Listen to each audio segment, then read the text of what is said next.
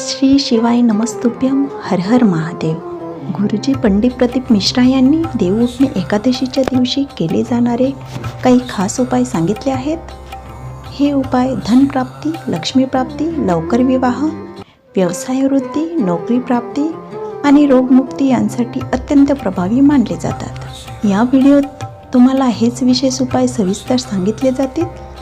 तसेच देवउठणी एकादशीचं पूजन कधी करायचं, व्रत कधी करायचं, 1 नोव्हेंबर की 2 नोव्हेंबर याचंही संपूर्ण मार्गदर्शन तुम्हाला मिळणार आहे. म्हणून व्हिडिओ शेवटपर्यंत नक्की पहा, जेणेकरून कोणतीही उपयुक्त माहिती तुमच्याकडून चुकणार नाही. सर्वप्रथम जाणून घेऊया, कार्तिक महिन्याच्या शुक्ल पक्षातील एकादशी तिथीला देवउठणी एकादशी म्हणतात. हिला देवस्थान एकादशी आणि प्रबोधिनी एकादशी असेही म्हणतात. ही तिथी अत्यंत शुभ आणि पवित्र मानली जाते. या दिवशी भगवान विष्णू 4 महिन्यांच्या योगनिद्रेतून जागे होतात आणि सृष्टीचं संचालन पुन्हा सुरू करतात. या दिवशी चातुर्मास संपतो आणि सर्व शुभ मंगल कार्य जसे विवाह, गृहप्रवेश, मुंडन वगैरे सुरू होतात. देवउठणी एकादशीच्या दिवशी भगवान विष्णू आणि माता लक्ष्मी यांची पूजा केली जाते. भक्त या दिवशी व्रत पाळतात आणि विशेष विधीने पूजन करतात. या वर्षी एकादशीची तिथी 2 दिवसांवर आली आहे, म्हणजे 1 नोव्हेंबर आणि 2 नोव्हेंबर. त्यामुळे अनेकांना भ्रम वाटत आहे की व्रत कधी ठेवायचं आणि पूजन कधी करायचं. तर लक्षपूर्वक ऐका.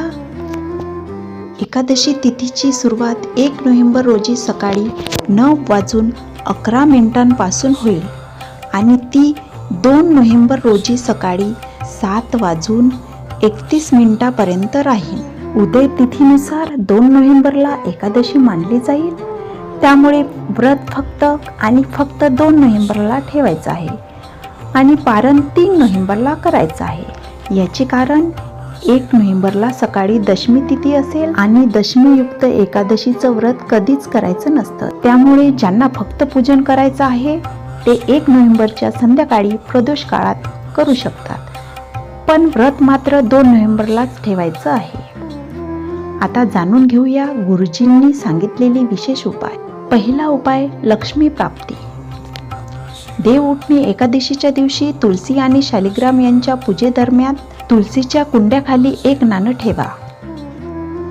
पूजा संपल्यावर दुसऱ्या दिवशी ब्रह्ममुहूर्तात उठून सर्व वस्तू आवरण्याआधी ते नाणं उचला. ते नाणं आपल्या पल्लूमध्ये ठेवून मग हळदीच्या भरलेल्या छोट्या डब्बीत ठेवा आणि ती डब्बी आपल्या दुकानात किंवा व्यवसायाच्या जागी ठेवा. अगदी पुढच्या एकादशीपर्यंत बघा. घरात आणि व्यवसायात लक्ष्मीचा आशीर्वाद वाढत जातो. हा उपाय फक्त देवउठणी एकादशीच्या रात्रीच करायचा असतो आणि अत्यंत सोपा आहे. दुसरा उपाय, वस्त्रांचा उपाय. कार्तिक महिन्यात 2 रंगांच्या वस्त्रांचा विधान आहे, एक पिवळा आणि एक लाल. या दिवशी तुलसी मातेची पूजा करून तिला लाल वस्त्र अर्पण करा.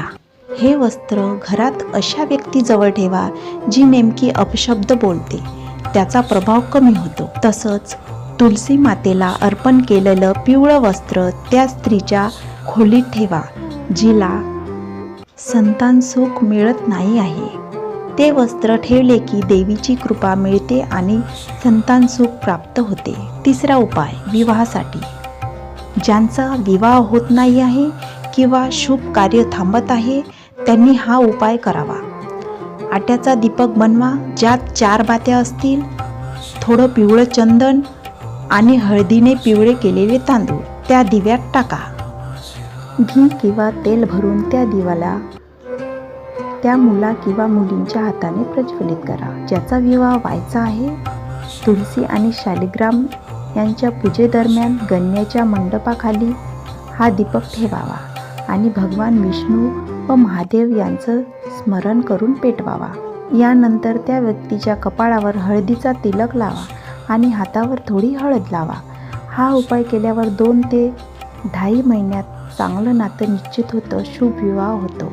हे सर्व उपाय अगदी सोपे आणि परिणामकारक आहे.